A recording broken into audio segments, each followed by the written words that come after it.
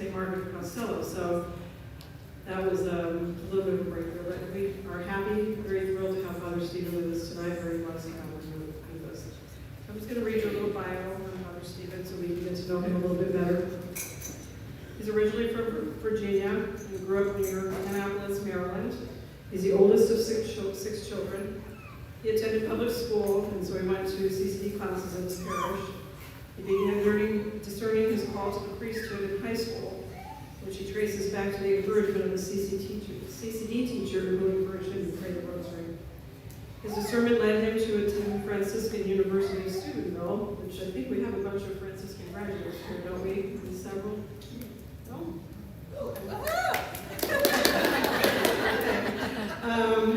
And that is where he found two biographies of St. Dominic, in all places as the Franciscan bookstore. And later met his first friend, his Franciscan friar, drawn to Dominican, I'm sorry. So the two biographies of St. Dominic in the Franciscan bookstore, I'm sorry. So he later met his first Dominican friar, was drawn to the Dominican charism of handing on the fruits of contemplation and study through preaching for the salvation of souls and drawn to the community life of the order. Father Stephen applied to the Dominican province of St. Joseph during his senior year at Franciscan University. And he was accepted into the novitiate and was clothed in a Dominican habit in August of 1994. Father Stephen recently celebrated his 20th anniversary of ordination to priesthood. Congratulations.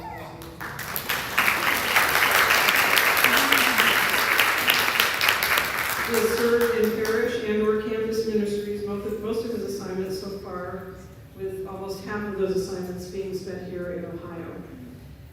He's the first-time pastor here at St. Patrick, where he has found a great community of friars, parishioners, and staff since his arrival in November of 2016. And when I read that, I was like, has it been that long? He has led us very gently through this whole COVID thing. It's been great. So at the invitation of the diocese, Father Stephen is glad to accept an assignment of starting a Catholic campus ministry here at the Columbus State Community College right across the street here. So he was sharing a little bit with us about that at the table. It's getting off to a good start. And on his days off, he enjoys nature and taking out good hikes at the natural parks in the area. And I know I feel very blessed to have you at the parish, and I know most of the others, everybody else here does too. And we're just really honored to have you here tonight.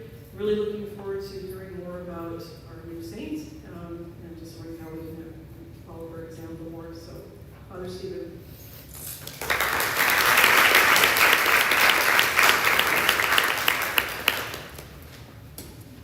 Thanks so much. I didn't know who St. Margaret was. Well, I knew who she was. I heard about her during my Dominican formation, but I really knew very little about her until I got here. But it's been so wonderful to get to know her. And now I kind of can't stop talking about her. As you've probably noticed, you've heard me preach in the last few months. So we're very glad to tell you a little bit about her this evening. I'm going to show you some slides that have to do with the pilgrimage that I took, which is why I couldn't be at the last Room of Joy dinner in September, with just two other pilgrims from Ohio, two other women, one from this parish and one from our parish, Dominican parish in Cincinnati. So as I talk about the pilgrimage, I'm also going to talk about Margaret as herself a kind of pilgrim. Whenever we go on a pilgrimage, we are going on a journey. We're going on, we're traveling from one point to another.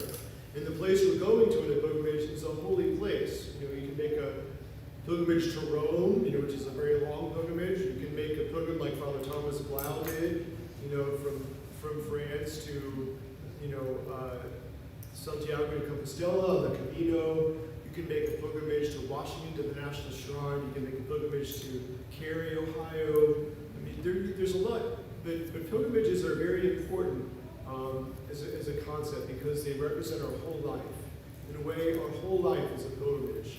It's a journey, one day, each day asking the Lord for our daily bread, traveling through this life on our way to a holy place, which is to heaven, to see God face to face, to be with the community of the saints and angels. So I'm going to talk about this little pilgrimage, of about 8 days to Italy. And only one of those days was actually spent in Margaret's, the 2 cities where she lived during her life. But I'm going to go out on that theme of our own pilgrimage through life, because on our way on any pilgrimage, if you've ever taken a pilgrimage, you realize that one of the best parts of the pilgrimage is not just getting there, but the way. And on the way, you tend to meet people who are with you. And sometimes, you've experienced hardships, but often it's the people that you go with along the way that become a really big part of that. And the people who, in a way, can help you, can encourage you, people that you learn to be patient with, they learn to be patient with you. You realize that it's that having other pilgrims with you that makes the pilgrimage really what it should be. And so we're going to talk about Margaret's pilgrimage and how she can, in a way, be our friend on her own big pilgrimage toward heaven. This opening slide is from the beautiful tapestry in our St. Margaret Chapel here at St. Patrick. It shows a very, perhaps one of the saddest days in Margaret's life. Her parents, the 2 people on the red horse and the white horse is depicted here, are on their way back from Castello, and they have left Margaret behind. She was born, of course, as you may know, being blind, very short of stature, had a severely curved spine. One leg was longer than the other. She had many physical disabilities and caused great embarrassment to her parents, so that most of her first 20 years they kept her hidden as much as they could.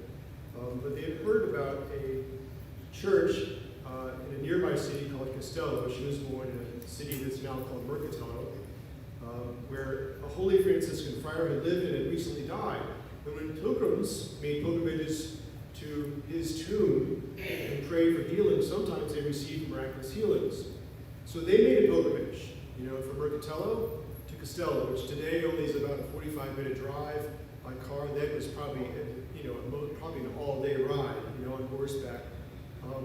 But Margaret wasn't cured after 2 days of praying. And so her parents pretty much gave up and said, Lord, she's yours to take care of now. We've taken care of her enough. If you're not going to heal her, she's yours. So I'm going to start by talking about that moment where she was abandoned by her parents. She would have been in that one saddle, but of course it's empty. That's going back to Monticello. But here Margaret is left at the church, on the steps of this church. And the Franciscan friar is coming by to lock up, saying, okay, everyone, time to go home. Church is closed for the evening. And of course, where can she go? She has no place to go. The only place she's ever known is Monticello, where she was born in the castle of Matola on the top of a hill, where she had lived there as a girl, and later, when she got a little older, she lived next to the chapel that belonged to the castle, slightly down the hill. Here she is not knowing anyone, not even knowing that her parents aren't coming back to her. And so imagine what that must have been like for a moment. Imagine that you're disadvantaged to begin with, at least physically. You can't see, you're in a strange place, you've been praying for 2 whole days. You yourself are very serene. You trust that since you've come to know God by a long life of prayer, you know that He's going to take care of you. You know that His providential will be done. And you pray for these 2 days, Lord, if it be your will, please give me this healing. Help me to see. Help me to be able to stand fully straight. And help me to be able to walk humbly. But if not, Lord, your will be done. Your will be done. And you find out that it is not the Lord's will to change you, to make you any different than you are physically. And then realizing that, your parents have simply abandoned you. Many of us put in that situation would have felt first shocked, and then angry, and then perhaps extremely sad, and then extremely anxious and afraid. And perhaps you might eventually give way to complete bitterness and eventually to just utter despair. We might think to ourselves, this is completely unfair. why should I even try to go on living anymore? And that would be, in a sense, a not unexpected reaction for most people, at least to be very pulled very strongly in that direction. But what was Margaret's reaction? Margaret's reaction was, even as this sadness and cold reality began to dawn in her heart that her parents weren't coming back, her reaction was, God will take care of me. I have come on this pilgrimage to this holy place. What my parents hoped for at this holy place hasn't happened. But God will take care of me. He always has. I love him. I know that his providential will be done. And not only that, she began to realize that now her vocation could really begin.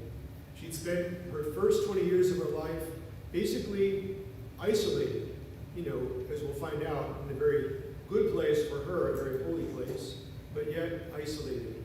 Now, paradoxically, because her parents had abandoned her, she now could begin what God had always wanted her to do. So she realized that she was not only going to be taken care of by God, she was not only going to be provided for by God, but she had something to provide to others.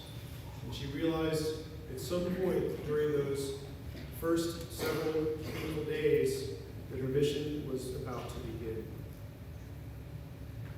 So this presentation is in 3 parts. The first one will go back to the beginning of Margaret's life, her first 20 years in Mercatello, Solmataro. That's a little panorama of what it looks like today. And see, how did she get that strength? How did she gather that cheerfulness? How did she get that amazing and heroic hope in her heart that allowed her to bear that terrible abandonment?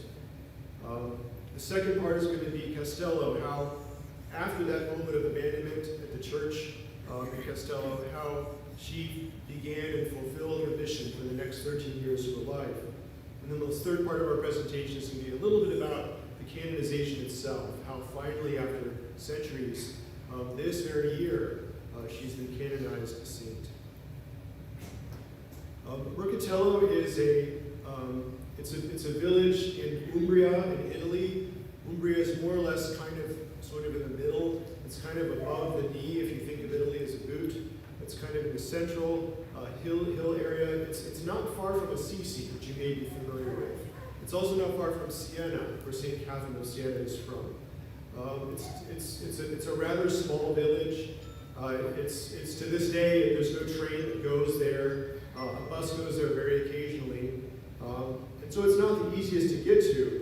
On our pilgrimage, we had arranged from Florence, where we flew into from the United States, we chartered a van and a driver from Florence to drive us and spend the whole day going to Margaret's hometown, Mercatello, and then Castello.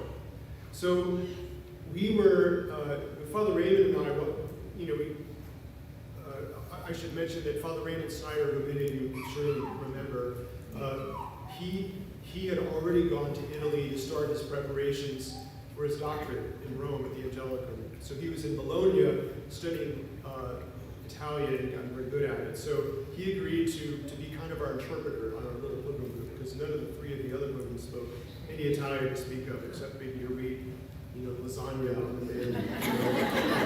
Do that. So we had just gone to what is one of my new most favorite places in Italy, and that is San Marco. If you ever get a chance to go to Florence, go to San Marco. It's a monastery. It's no longer used as a monastery by the Dominicans, but Fra Angelico, most famous paintings are all painted as frescoes right on the walls of these cells. So you can literally go into the very cells where the friars used to live, and you can see his paintings. And it's like you'll recognize so many of them. And if you're around here, you see Fra Angelico all over the place. Like I look and I see, oh, that's the Holy Garden of Ordination. Oh, that's the painting we have in our kitchen, the friar. You're like, oh, that's that one. It's the original. It's like boom, boom, boom. They're all original paintings that you've seen so many times, and this is the original. So anyway, we had just finished seeing San Marco, and we're having a pizza across the plaza from the church, from the monastery, in this little outdoor dining area. In our habits. And this young woman comes up to us with a couple of her friends, and she said, excuse me, I couldn't help but hearing that you're speaking English. Are you American? And we said, yes. He said, do you by any chance know anything about the canonization of St. Margaret of Castello? I mean, imagine that. What are the chances? What are the chances? He said, in fact, me too. In fact, I'm going there tomorrow. Really? Really? Yes, we're going there. Oh, please, can I come? Can I come? Because she had been trying, her backstory, she was in college doing her own Italian language program. She went to St. John Paul the Great High School in Northern Virginia and was taught by, guess who? Brother Paul Marriage, who's now here as a transitional deacon. And in that high school, the whole school is divided into kind of households, whether you're a student or a teacher. You're assigned to one of 4 households, and each one is named after a saint. And one of the 4 households of John Paul the Great is Margaret of Castello, St. Margaret of Castello. So that was her household. She learned a lot about her patron saint, and their motto, and each little household had kind of this motto, because they have little competitions between households, and their motto was defend the castle, because she was born in the castle. So she wanted the worst way to go there, but she was trying to figure out, she knew a train wouldn't get there, she was going to take this bus, which probably would have taken like 4 hours, and she still might not have found the castle, but so she just happens to. We know it's not chance, we know it's God's providence. She runs into us, and so we arranged to get a slightly bigger van, which is not that difficult. And another French Dominican with us was also studying Italian. So there ended up being 5 of us instead of 3 of us going to Riccatello. So this is where we went that morning of the canonization mass.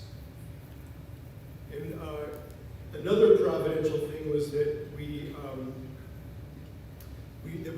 had found the way to the castle. This castle is on top of a very small mountain. And to get there, you have to go up kind of a gravel and dirt road. It's not very well marked. And it's very difficult to find. I knew that ahead of time doing a little research. But we got directions from a priest in the local parish church where we went to first in Riccatello. So a little bit more about that later. But so this is us going up to the castle. That's Emma in the black dress. She's the one who's the student, who we met providentially. And one of the other program on the right, that's I think Father Clement, who's from Toulouse in France. He's Dominican. You can just see at the top. That's the tower of the castle. So this is the castle where Margaret was born. This is the original castle. It's over 700 years old. The tower has been, I think, recently a bit restored, but the rest of it's mostly just the foundations, the ruins of it. Someone told me there that there's a long tradition of recycling, in Italy, namely when some stone building falls down, they steal the stones and build other things with them. They build their barns or their houses or their walls. So they recycled a lot of the stones years and years and years ago. So there's not a whole lot left of it. And you can see the outlines of the rooms, and this is where Margaret would have lived as a little blind girl, feeling her way around. Her parents, when she was very little, tried to hide her. They didn't even want people to know that she existed. When she was about 5 years old, she kind of was discovered by accident by some guests that were visiting them. But even after that, she was kind of placed, in a little cell next to the castle chapel. But it was really neat to be there. And Emma, the student, she was so happy to be at the castle. Remember her mom was defending the castle. She got to actually go there. She says, "This is the best day of my life." She's so happy to be there. So see, in a pilgrimage, providential things happen. God puts us in touch with people that seem at first by accident, but there's a reason. There's a reason that He puts us together. We need to help each other. So Margaret was born in that castle. After when she was a little baby still, she was baptized. And this is the church where she was baptized. It's still the main parish church in Castello. I don't know if this is the original church, probably not, but this is the church where she was baptized. And this is where we found, so they had a little poster of her for the canonization on the wall of the church. At this church, there were actually 2 canonized saints that were baptized there. That's amazing too. I mean, how many churches can say that? You know, like, we're very proud of the fact that we've had like over 20 locations in the last 10 years. We haven't had 2 canonized saints, you know. Yeah, it's, you know, this little church has 2 canonized saints. Now, granted, they've had several more centuries than we have. Give us some time. But the 2 saints are, of course, now Saint Margaret and then Saint Veronica Giuliani, who became I believe a Poor Clare or a Carmelite in the 1600s. Who, interestingly enough, she also was born in Mercatello, and then went to Castello, you know, to do her ministry. So there's some interesting parallels between her and Margaret, though she lived much later. This is the baptismal font, the current baptismal font on the right. I'm sure that wasn't the original one, but that was pretty interesting. And at that church, we went there, and of course we were trying to figure out how we're going to get to this castle. And we saw a priest come in. He was kind of hurrying around getting ready for the Sunday Mass. It was Sunday. And we said, Father, can you tell us, well, Father Raymond, because he's the only one who speaks Italian, can you tell us how to get to the castle where Margaret was born? He says, I'm kind of in a hurry right now. I've got to get ready for the Sunday Mass. But why don't you stay for the Sunday Mass? And then after that, we'll give you directions. We said, okay. So even though we're going to another Mass that evening for the canonization, we went to the parish Mass that morning at about 11 and just sat in the church.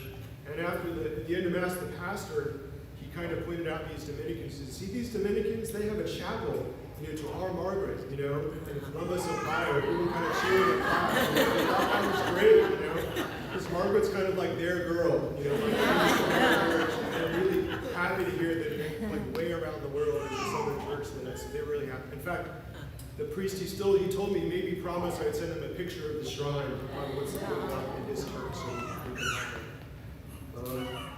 So after the Mass, this is Monsignor Rossi in the black. He's the pastor. He not only told us directions, he got in his little car, his little hatchback, and drove ahead of us, led us personally, all the way up these dirt roads that would have been very hard to find, to get first to the oratory. This is a beautiful little oratory. It's not the original one that Margaret lived next to, but it was built centuries ago, and it's kind of more or less very similar in size and dimensions to the one that she probably belonged to, that was the family's chapel. The chapel was not part of the castle, it was actually down the hill. It might have been a little bit of a safer place, because the castle was kind of on the border of the papal states, and so occasionally it was attacked, in border disputes. But Margaret was given a little cell right next to the chapel, which for her was great, because even though she had many physical difficulties, intellectually she was very bright. And even though she never could read because she was blind, she would memorize a lot of things. She memorized large passages of scripture. She memorized her faith. The castle had its own priest chaplain, and so he found that she was the most willing listener to anything that he would be able to teach the family about the faith. So she learned a lot by listening to him. She was right next to the Blessed Sacrament. She could receive communion every time the priest celebrated Mass. So this is where she spent a great deal of her early life. This is another view of the oratory. The little door on the right, where Father Raymond is, that's the chapel. The door on the left is kind of a replica of the cell where Margaret lived, right next to it. And this picture on the right is what it looks like today. It's a little. There's all these devotional pictures of Margaret. People with little candles and pictures. So it's a very small pilgrimage site. People there's stations of the cross on the way up the hill. You can make a nice little, probably day pilgrimage in the town to go up there. But if you want to drive a car, make sure someone gives you good directions, because you can travel far. So there's a psalm that you probably recognize it right away, Psalm 84, which I'm sure Margaret heard and probably identified with. How lovely is your dwelling, O Lord of hosts. My soul yearns and pines for the courts of the Lord. My heart and flesh cry out for the living God. As the sparrow finds a home and the swallow a nest to settle her young, my home is by your altars, Lord of hosts, my King and my God. Blessed are those who dwell in your house. They never cease to praise you. So this is, we might say, the place where Margaret gathered that strength. She gathered all that contemplative wisdom that she would need, later in life, to hand on to others. She, in a sense, was formed like a good Dominican. She spent a lot of time in contemplation and prayer. Then she was getting ready, though she didn't know it at the time, to hand that on to other people in her mission in life. So this brings us to the end of our first part, where the town where she grew up. So this is a panorama of Castello. You can see it's a little bigger than Mercatello. It's still not a huge city. It is a city, but it's a very small city. This is the place where Margaret was brought by her parents, and this is the place where she was abandoned, so that when they went home, there was an empty saddle, that Margaret had ridden on.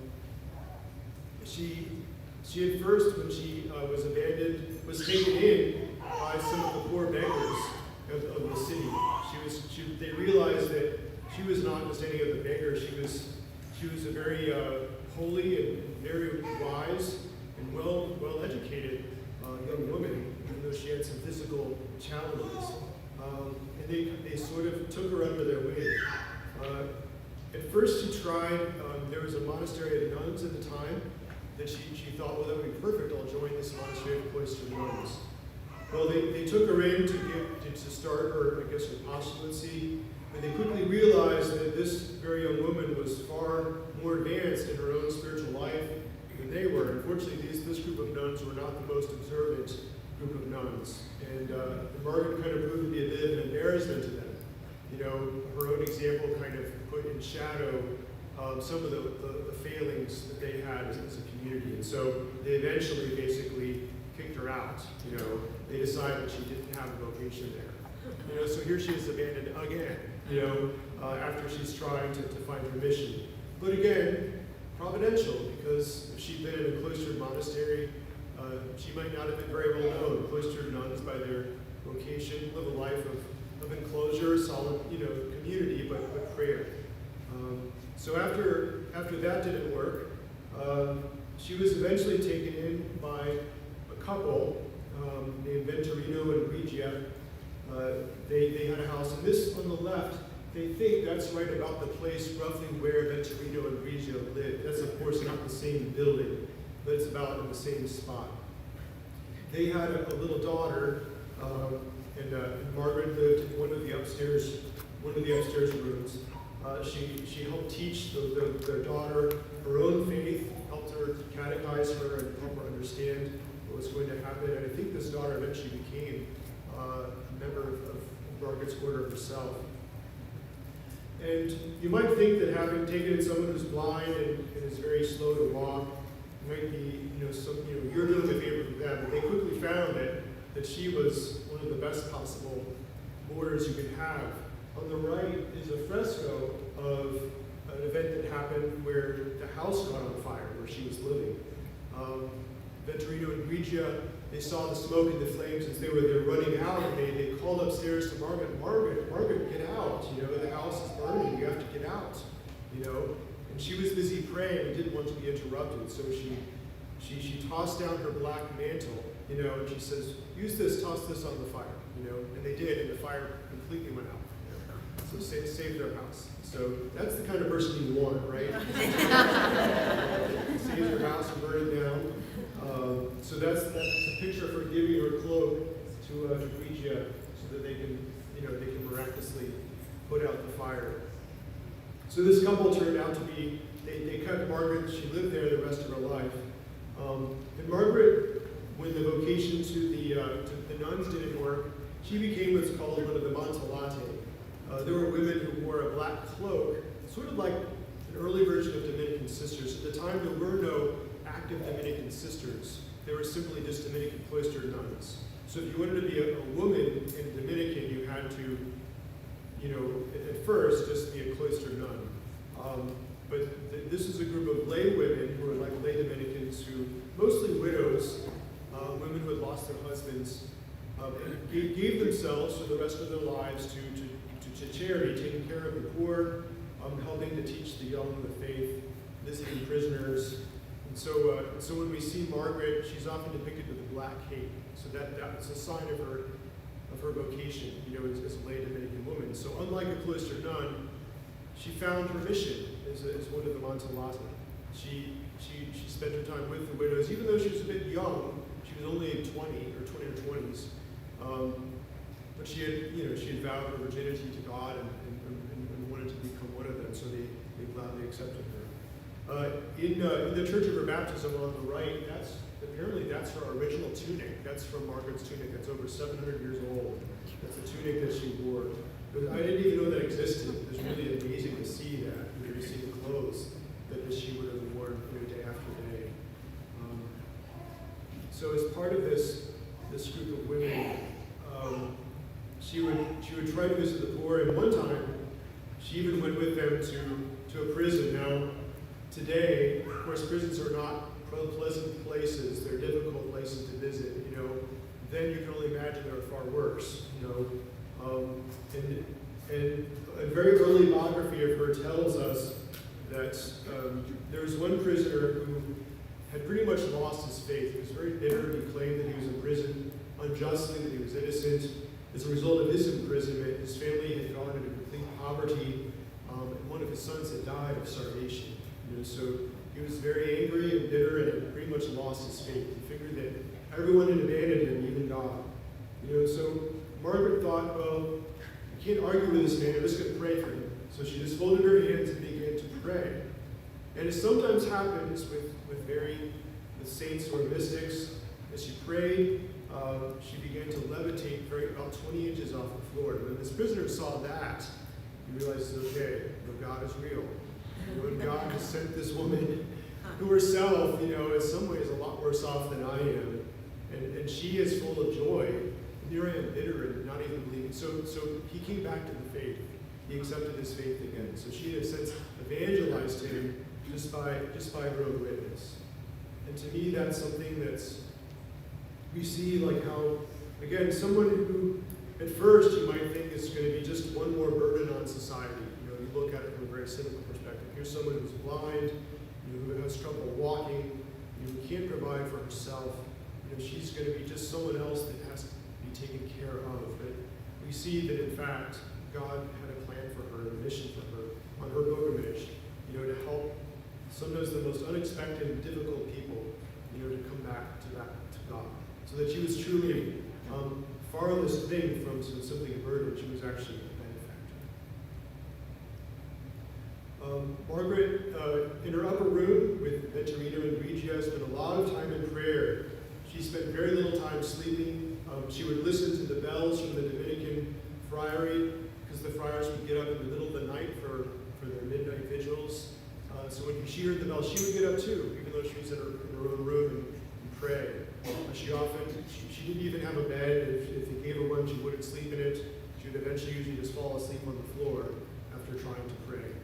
So she undertook penances and had a great prayer and had a great devotion, especially to the Holy Family. In almost all of the artistic works that you see of Margaret, there's almost always an image somewhere of the Holy Family. So here you see, on the left, that's her holding a nativity scene. And on the right, she's looking at, she's not looking because she's blind, but she's praying in front of an image of the nativity, and the little rays are coming down, touching her heart. After she died, they found in one of the arteries leading to her heart 3 little stones that had images of the Holy Family, one of Jesus, one of Mary, one of Joseph. So a lot of these artistic works depict that the Holy Family was basically imprinted on her heart.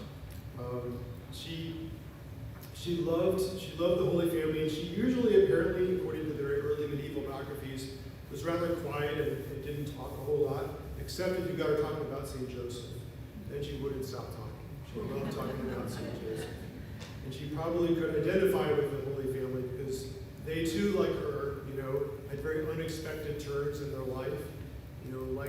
Like her, they were kind of shut out when Joseph took Mary, who was about to give birth to Bethlehem. They couldn't find any place, just like she at first couldn't find any place, in Costello. They had to suddenly flee to another, not just another city, but another country, Egypt. And Joseph had to make a living in a strange place without speaking the language, without knowing anyone. and support his family. And perhaps Margaret identified with that, being kind of abandoned, in Costello. But so she had a great, she would hand on that devotion. She lived for about another 13 years until she was 33 years old, and the townspeople really came to know her as a woman of great prayer and a woman of great joy, just like you, the woman of joy, And the joy was especially amazing given all the tough turns that she had in her life and all of the great, just the physical challenges that she had. And some things that many people noted about her were that, number one, she never felt sorry for herself. She never lamented the fact that she was blind. She was completely fine with that. She was fine with the fact that she was very short and she had trouble walking. She figured that's how God made me. This is how I'm making my pilgrimage, and that is perfectly okay with me. She also would never let people speak ill about her parents in her presence. Because she forgave them, and she would not let anyone speak ill about them. So she was not even one who would blame other people who really had done the wrong. She had a great, great cheerfulness. And the people really in her own lifetime realized that she was someone you would come to for prayer. Sometimes when Margaret prayed, people were healed physically themselves, even though she was never healed. There's some documented healings that she did through her prayer during her lifetime.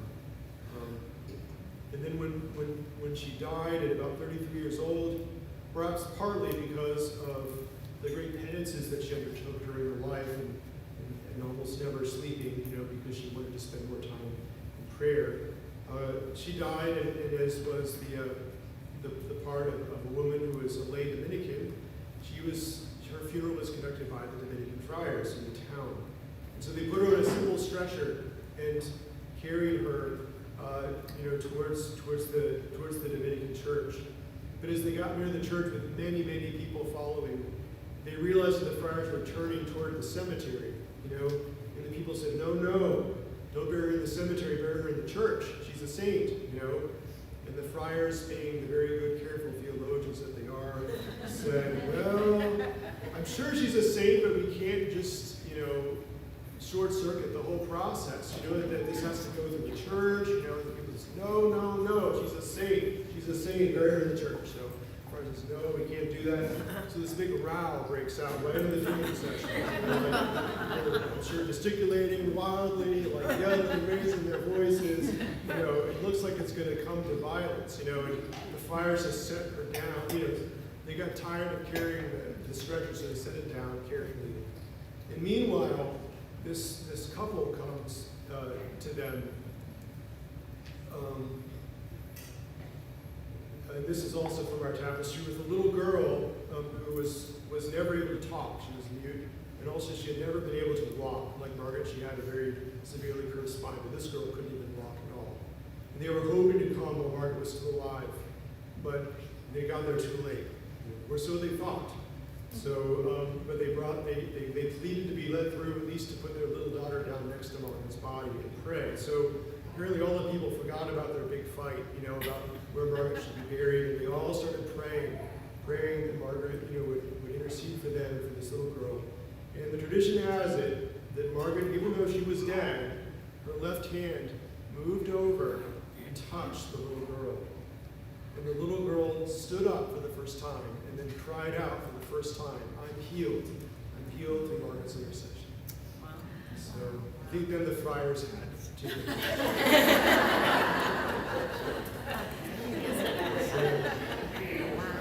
Sometimes even the Dominicans, get overruled. So on the right, that's the current church of San Domenico, and that's where the body is today. That's what it looks like from the outside. It's a church that's part of the Dominican Cloister. Just to back up a little bit to show you. This is on the left, that's what the cloister looks like. There's a tower. There's this nice cloister garden. Unfortunately, there's no Dominicans living there anymore. They're actually looking for an order of Dominican sisters that might want to take up residence there to kind of help take care of the church and everything. So, and on the right, those are some Dominican friars that came there for the Canonization Mass. You can kind of see around the cloister there are all these beautiful frescoes, like the one I showed you with Margaret putting out the fire, or her cloak putting out the fire. That was one of the frescoes in this cloister courtyard. So that was Margaret's life. Even in her death, at age 33, the same age that Jesus, died for us on the cross, even in her death, she worked a miracle. At her death, people said she's a saint. She's a saint during the church. The Dominicans were kind of like hedging, because they knew this is not good. But of course, it took a long time for her to be canonized. She was beatified, and as we'll see in the early 1600s, but she was just canonized this year, so it's been a long time in coming. In fact, 701 years. She died in 1320, on April 13th. So this last part of the presentation is about the canonization celebration itself. That's me, Barbara, she's from our parish here, Father Raymond, Emma, Father Clement is the one right, and then the Dominican in the black coat is Father Gerard Timmer. He's the master of the order. He's the successor of St. Dominic. He's the one who's the head of the whole Dominican order internationally, and he came there to be there for the Mass. He's the first Dominican master of the order who's from Asia. He's from the Philippines. So this is the celebration, but of course, there's a lot that led up to that. At her own funeral, as we heard, the people of the town declared her a saint, and the little girl was healed through intercession during the funeral procession.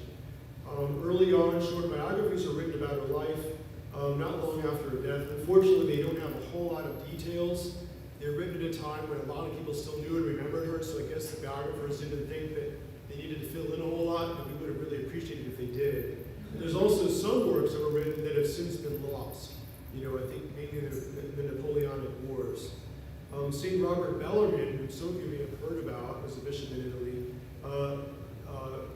published a long Arabic report about Margaret's life, based on early sources, some of which are now lost. So that's very valuable, his report for the beatification, because he's writing with things that we don't really have anymore. So he turned in that report to the Vatican in 1600, and that helped lead to her beatification by Pope Paul V in 1609. So it sometimes happens with saints, they have kind of the people that know about them, that ebbs and flows through the years, the decades, the centuries. So after the 1600s, she was always known in her little town in Mercatello, but again, Italy has a lot of saints.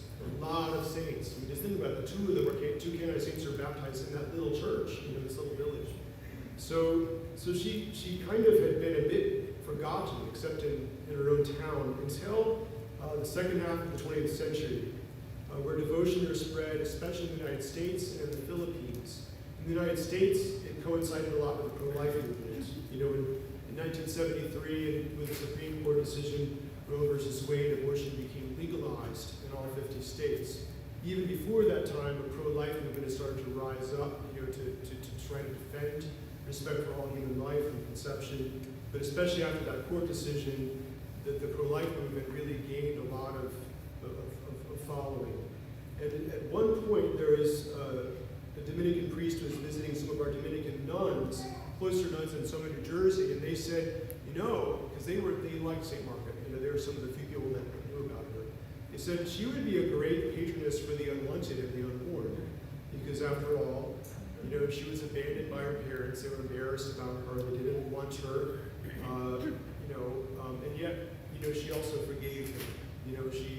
And she lived a very holy life, even though she's the kind of child that would sometimes, unfortunately, maybe not be accepted, by her own parents even today.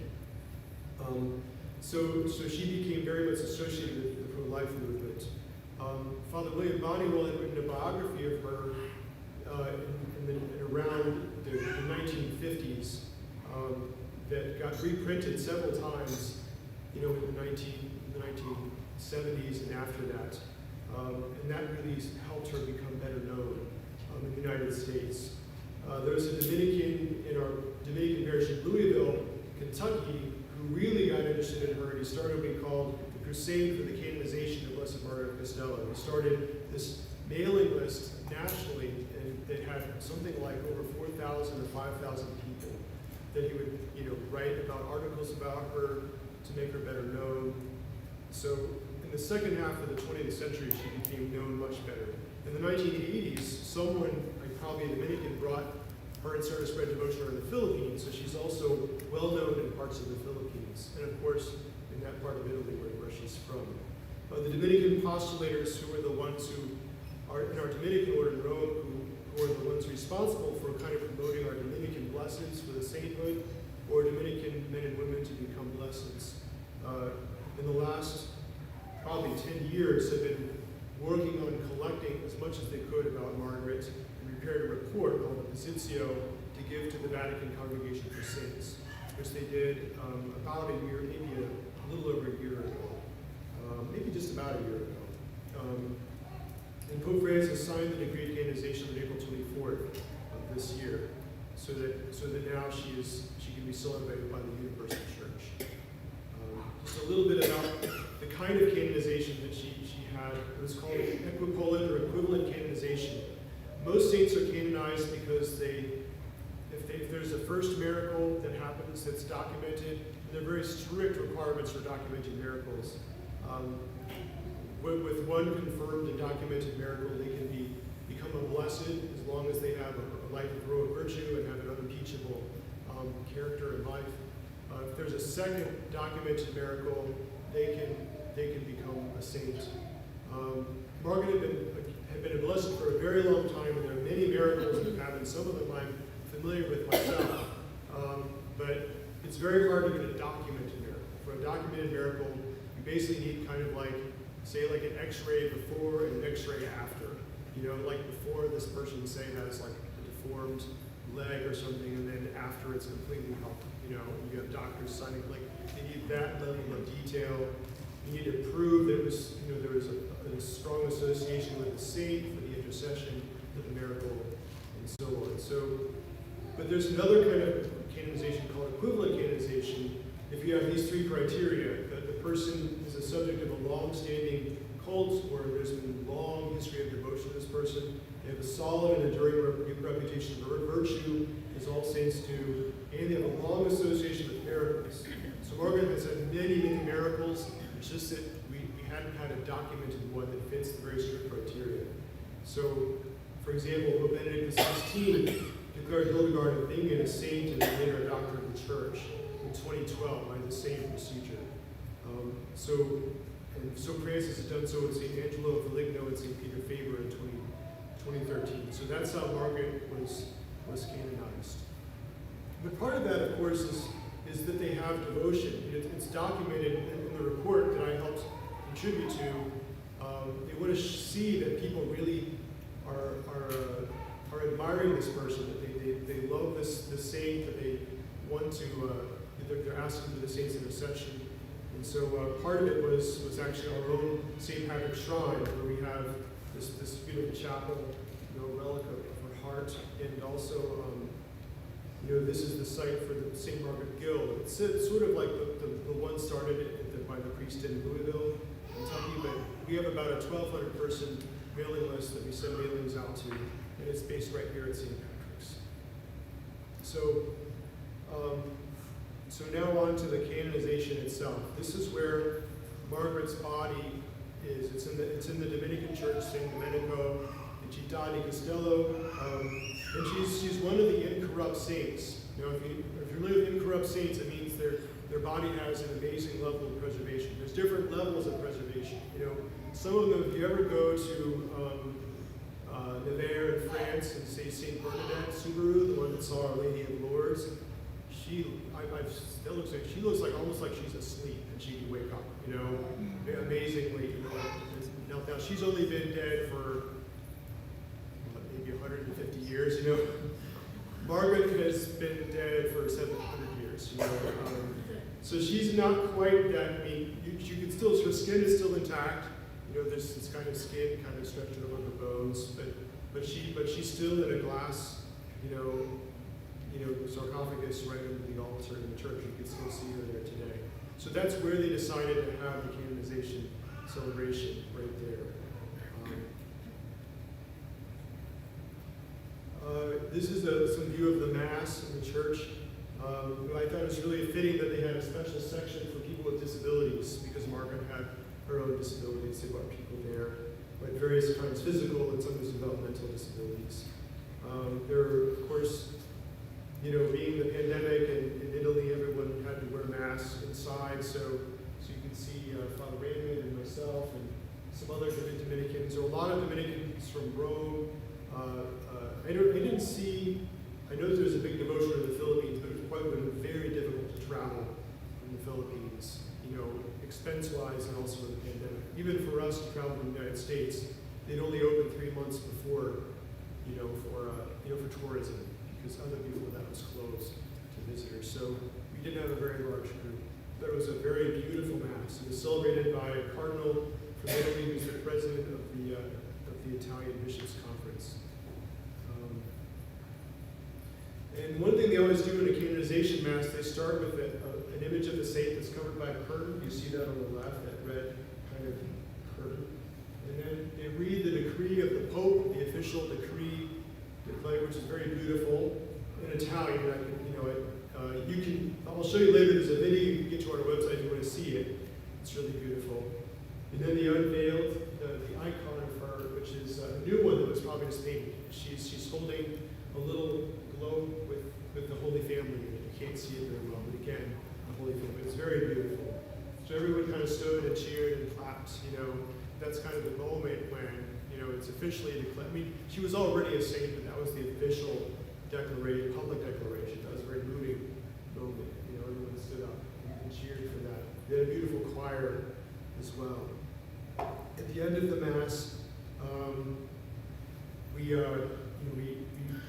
you might recognize that banner. It's the one that's hanging in our gallery. A gentleman who's a member of the Margaret of Castello Guild made 2 copies of that banner. He wanted us to bring one to Italy and give it to the Dominicans there. Maybe if they wanted to hang it up, there. And he gave us a copy too for St. Patrick's. So that's the copy we gave to the Dominicans there in Italy. Probably they're going to take it to Rome. So we took pictures of it afterwards. There were even some Dominican Cloister nuns who came. They were given special permission to come out of the monastery because of such an important occasion. So it's really neat to see, lay Dominicans, Dominican friars, Dominican sisters, Dominican nuns, all there together.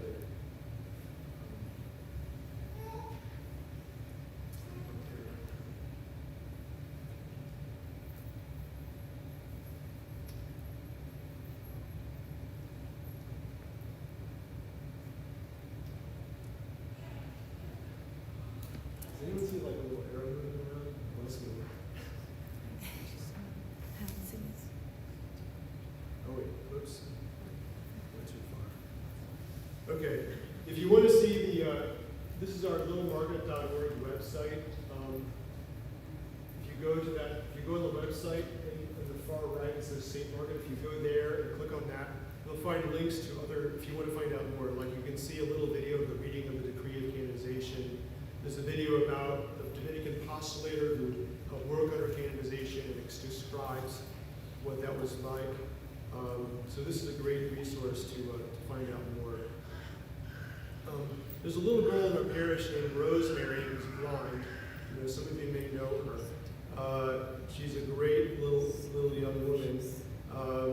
And her mom told me that she's developed a big devotion to Margaret.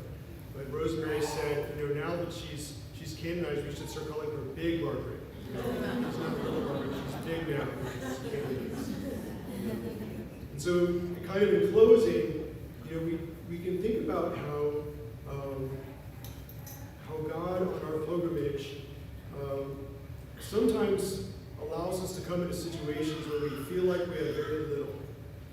Sometimes we have situations where we feel like there's very little we can do, very little we can give. You can imagine in your own lives, in certain family situations, or with children, or with parents, or with just all kinds of difficult situations that come up in our pilgrimage of life. Sometimes we feel like I'm helpless, I so much want this person to get back on this good path, but they're not. They won't listen, or I really wish I could change something about my life, but it seems impossible. Or I wish I could, do something about, this very difficult situation in my country or my town or my family or, fill in the blank. So we tend to feel powerless sometimes, but the great thing about God is that so often he loves taking things that seem so little and so easily overlooked, so insignificant. He loves taking people that seem so insignificant and so powerless, and he loves doing great things through them. You know, Jesus, we just had this gospel recently. When Jesus looked up, he saw some wealthy people putting their offerings into the treasury. He noticed a poor widow putting in 2 small coins. He said, I tell you truly, this poor widow put in more than all the rest. For those others have all made offerings from their surplus wealth, but she from her poverty has offered her whole livelihood. So Jesus praised that those 2 coins is something that was more valuable than all of the other great offerings, because God's economy is like that. And we see this on pilgrimages. Sometimes things that seem so little and insignificant at the time turn out to be so important. You heard in my little bio that Nancy read about the CCD teacher in middle school who encouraged us to pray the rosary. Probably thought that was almost pointless. You know, he spent more time babysitting us than teaching us, giggling and passing notes and not listening and not reading our textbook. And, you know, so but he thought, well, I'll try. You know, he told us that he said very simply, well, I pray the rosary each evening with my family. I think it's a great and powerful prayer. Please do the same. I encourage you to do that. And something about that made me dig out my rosary that my grandmother had given me for my first communion and start praying it in a very great prayer book that she'd given me called Father Payne's Rosary Prayer Book, and start just praying 10 beads a night. And that was really the beginning of my prayer life. You know, it probably seemed like so little to him. It might have seemed like, well, what's the use of telling these rambunctious middle school, public school kids about the rosary? You know, what difference is that going to make? You know, just like that widow, what difference are these 2 little coins going to make? But, you know, for that CCD teacher, it made a huge difference in my life. And now I'm wearing one of those rosaries, you know. And I never got to thank him. I never found him again. So he probably still doesn't know if he's still alive, you know, that had that difference. So we find ourselves on our pilgrimage sometimes thinking we have almost nothing. What little we can give seems almost like laughably insignificant and insufficient, but that's where God loves to do great things. So that's one thing we can learn from Margaret, that never think that you can't be a benefactor. Another parable from the gospel that reminds me of Margaret is the parable of the mustard seed. Jesus said, to what shall we compare the kingdom of God, or what parable can we use for it? It is like a mustard seed, that when it is sown in the ground is the smallest of all the seeds on the earth. But once it is sown, it springs up and becomes the largest of plants, and puts forth large branches so that the birds of the sky can dwell in its shade. You heard that song about how Margaret was like that little sparrow who found a nest in the shelter of God's house, in that chapel near her family's castle, but she was all alone, she was all by herself. And if she'd stayed there or been brought back there by her parents after she was abandoned, after she wasn't healed, we probably never would have heard of her.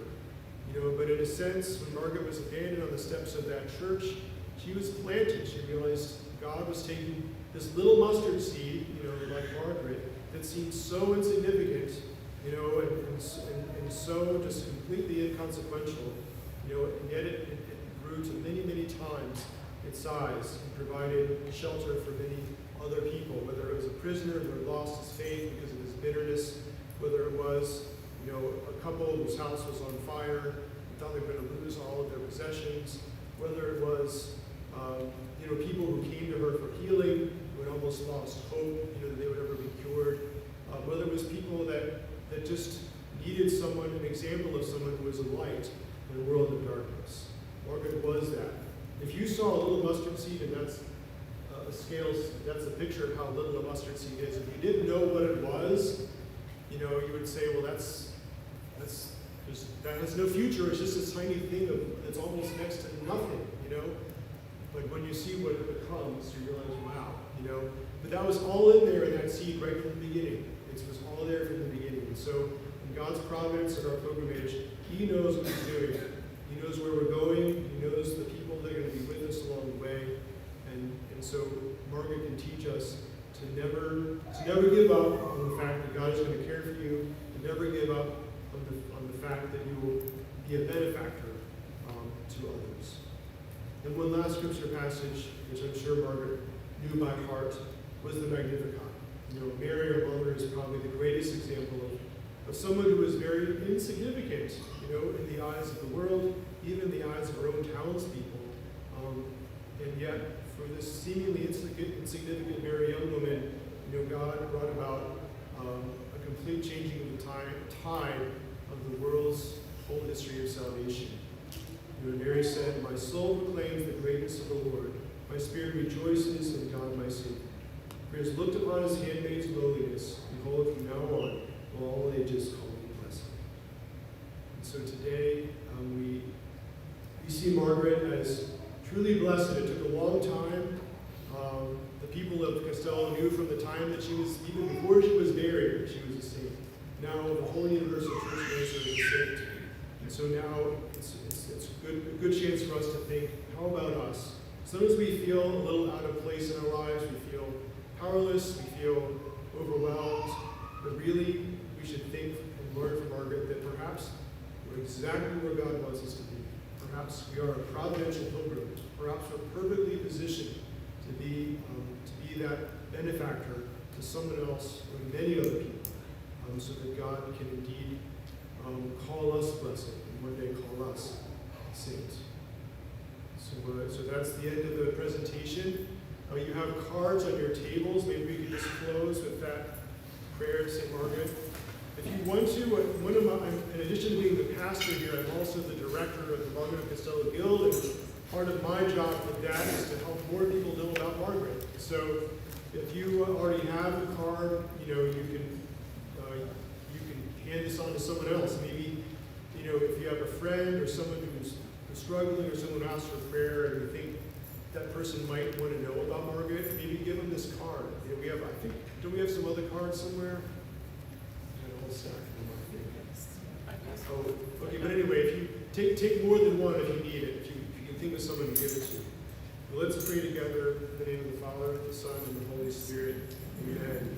Almighty and eternal God, the comfort of the afflicted, the strength of the burdened, and the hope of the unwanted, may the prayers of those who call on you in any trouble be heard by you, so that all may rejoice and helped by your mercy in their needs. Pray for us, St. Margaret, that we may be made worthy of the promises of Christ. Let us pray. O God, who wished St. Margaret to be blind from birth, so that the eyes of her soul, enlightened by your grace, might more clearly see the value of the spiritual realities, graciously grant that we may perceive the hidden dangers and disclose the darkness, and sing the angels of eternal light. In Christ our Lord. Amen. So now we pray to the Holy Family, as Margaret loved to do. Our Father, who art in heaven, hallowed be thy name. Thy kingdom come, thy will be done, on earth as it is in heaven. Give us this day our daily bread, and forgive us our trespasses, as we forgive those who trespass against us. And lead us not into temptation, but deliver us from evil. Hail Mary, full of grace, the Lord is with thee. Blessed art thou among women, and blessed is the fruit of thy womb, Jesus. Holy Mary, Mother of God, pray for us sinners, now and at the hour of our death. Amen. Glory be to the Father, and to the Son, and to the Holy Spirit, as was in the beginning, is now, and ever shall be, world without end. Amen. Thank you for being here tonight. I know it's getting pretty late. It's 5:09, so if you want to ask questions, you're welcome to, but if you want to get some more dessert or talk, feel free. So thank you so much for being here.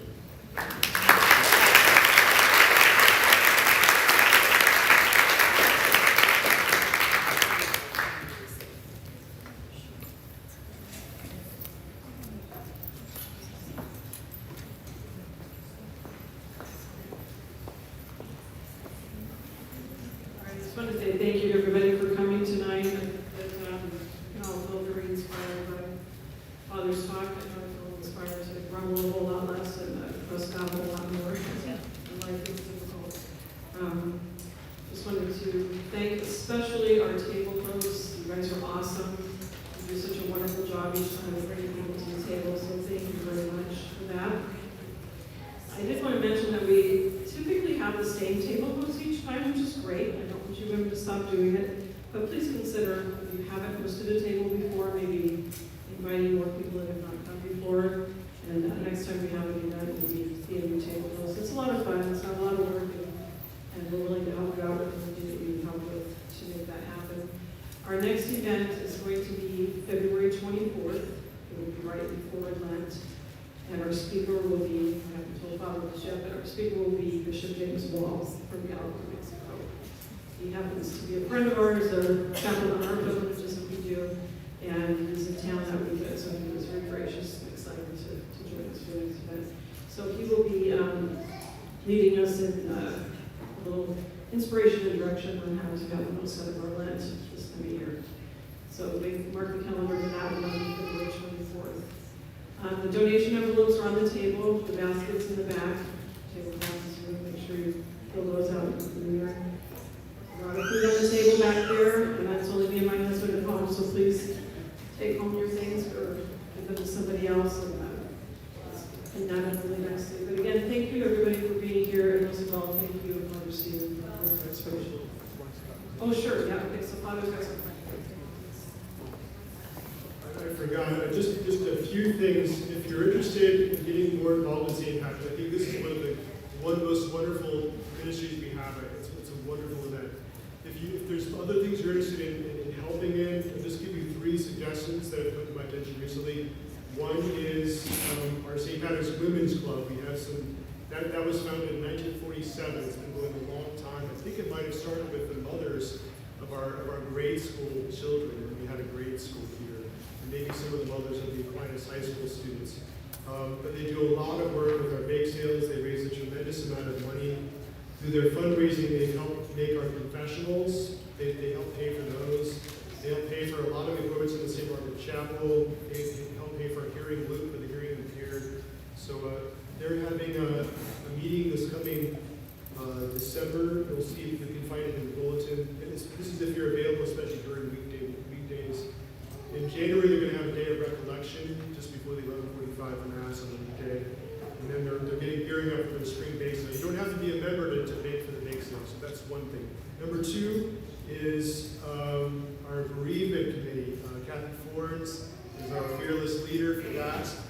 It's a great way to, just once in a while when a family has a funeral and you request it, it's a way to really give them a little oasis of help.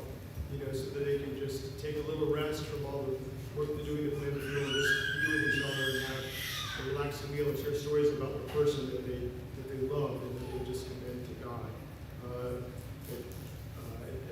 the Mass. Okay, not trying to think of the third